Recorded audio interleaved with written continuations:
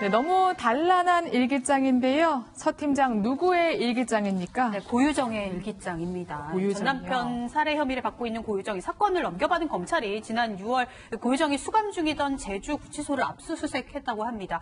그런데 고유정의 일기장이 발견이 됐습니다. 그 내용을 어제 저희 채널A가 단독 보도해드렸는데요. 내용은 이렇습니다. 고유정이 수감 중에 마치 죽은 자신의 의붓아들을 그리워하는 듯한 글을 남겼다고 합니다.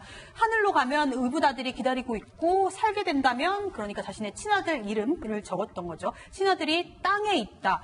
어려운 조사를 받고 있으니 너희들이 엄마에게 힘을 달라, 이렇게 적었는데요. 일기장에는 이런 글뿐만 아니라 그림도 있었습니다. 고유정이 직접 그린, 그림 일기라고도 할 수 있겠네요. 그림이었는데 네. 저희가 내용을 다시 한번 좀 그래픽으로 구성해봤는데 이런 내용입니다. 현 남편과 고유정을 이렇게 그려놓고 그 사이에 숨진 의붓아들과 친아들 그림을 그려 넣었다는 겁니다. 이걸 좀 어떻게 해석해야 될지 좀 살펴볼 필요가 있는 것 같습니다. 일단 그림만 보면 두 아들을 그리워하는 엄마인데요. 그런데 경찰은 의붓 아들을 고유정이 살해했다 이렇게 보고 있잖아요. 이유가 있을 것 같은데요. 잠정 결론이긴 한데 뭐 여러 가지가 있지만은 거기서 가장 중요한 게 뭐냐면은 지금 남편의 채모에서 수면 유도제 성분이 검출이 됐대요. 왜 똑같이 카레를 지금 전 남편을 제주에서 살해할 때도 그 전날 카레를 먹이고 이번에도 카레를 먹였다는 건데, 카레는 왜 냄새가 강해가지고는 약이 이렇게 투입이 되더라도 그거를 인지하기가 어렵거든요. 먹는 사람이. 근데 똑같이 카레를 먹였다 그래서 이상했는데 이 사람이 처방을 받아가지고 관리하고 있던 그 수면제 성분이 지금 남편의 채모에서도 검출됐다는 게 나왔고, 그 다음에 아들이 사망한 시간이 새벽 5시쯤으로 추정이 되는데 그때 고유정이 휴대전화를 사용한 흔적이 있다는 거예요. 그럼 깨 있었다는 거잖아요. 네. 그다음에 사망하기 2주일 전쯤에 질식사라는 뉴스를 검색을 했어요. 그 검색한 뉴스가 2015년에 친아들이 무슨 아버지를 그런 살해한 내용인데, 그때 그 살해 원인이, 사망 원인이 10분 동안의 어떤 뭐 질식사에 의한, 압박에 의한 질식사 이런 걸로 나왔던 그런 뉴스거든요.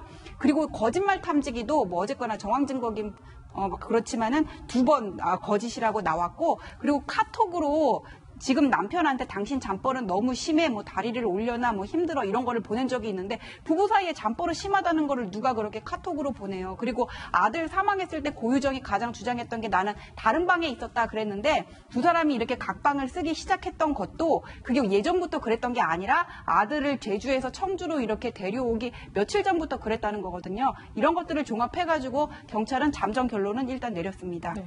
그런데 고유정의 입장에서는 지금 나온 일기장, 그러니까 의붓 아들에 대한 그리움을 표현한 일기장을 들이대면서 나는 죽이지 않았다 이렇게 주장할 수도 있을 것 같은데요. 네, 이제 이 제주도 교도소에 수감이 돼 있죠. 근데 제주 교도소 수감된 제주 교도소를 이 부분을 점검하면서 그 수사기관이 이걸 발견해냈다는 거예요. 네. 이제 일기장을 발견했는데 그 일기장에 보면 뭐 하늘에 가면 누가 있고 이렇게 하면서 그리워하고 또 그림도 그려져 있고 이렇게 얘기하니까 본인한테 유리한 정황이죠. 그러니까 이쪽 변호인은 그렇게 얘기하겠죠. 고유정 측 변호인은 아니 이렇게 자기가 죽인 사람을 그리워하는 사람이 어디 있겠냐. 그리고 그림까지 그려서 단란한 가족을 이루고 싶다는 그런 의사표명도 했는데 이런 얘기를 할 텐데, 만약에 이 그 수감된 시설을 압수수색을 하지 않았다 하더라도, 이쪽을 뒤지지 않았다 하더라도 재판 과정에서도 이 일기를 자신들한테 유리한 자료로 제출했을 수도 있어요. 그러니까 이게 고도의 방어 전략일 수 있는 거예요. 네. 왜냐하면 다른 사람이면 또 이렇게까지 치밀하게 했을까 이런 생각을 가질 수도 있지만,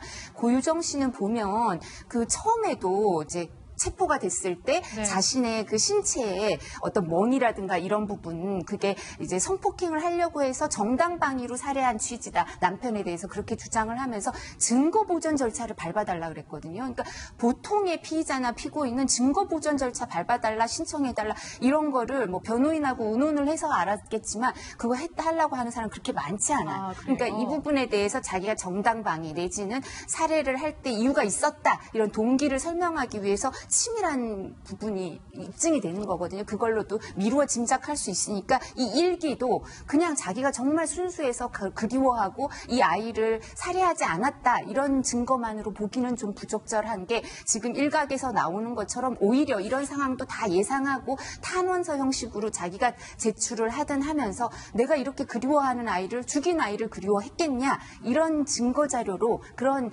그 소명 자료로 오히려 정상 자료로 준비한 게 아닌가 아닌가, 방어 전략의 하나가 아닌가라고 볼 여지도 있을 것 같습니다. 그렇군요. 변호사님께서 이렇게 말씀해 주셨는데 범죄 심리학적으로 볼 때 교수님은 어떻게 보세요?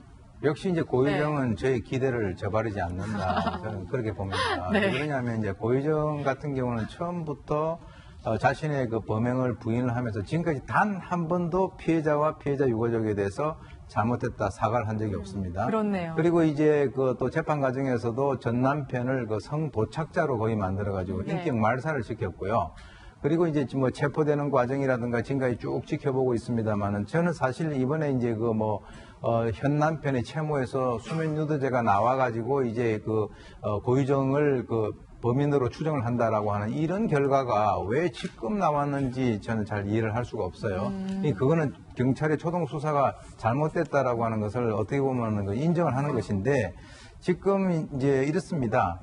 그 목표는 딱 하나예요. 어떤 목표죠? 어떤 목표냐면은 화성연쇄 살인 사건에 있어서 이춘재의 목표는 이전에 가석방이었듯이 네. 지금 이 고유정이 같은 경우는 목표가 감형입니다.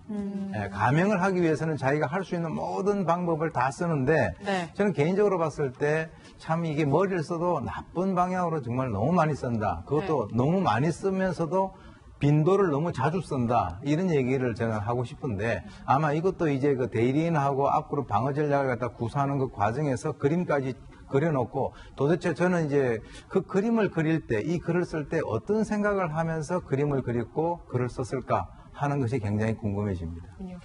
사실 아직 경찰이 파악한 건 모두 정황 증거입니다. 그렇기 때문에 고유정이 진짜 범인이라는 직접 증거가 없거든요. 경찰 추가 수사를 한다고 하니까 기다려보도록 하고요. 만약 재판으로 넘어가게 된다면 그 결과 또한 저희가 지켜보겠습니다. 저희가 앞서 예고해드렸듯이 질문을 받고 있습니다. 역시 인스타그램, 유튜브로 질문을 해주시면 대답을 해드리겠습니다. 그럼 두 번째 돋보기 바로 확인해 보시죠.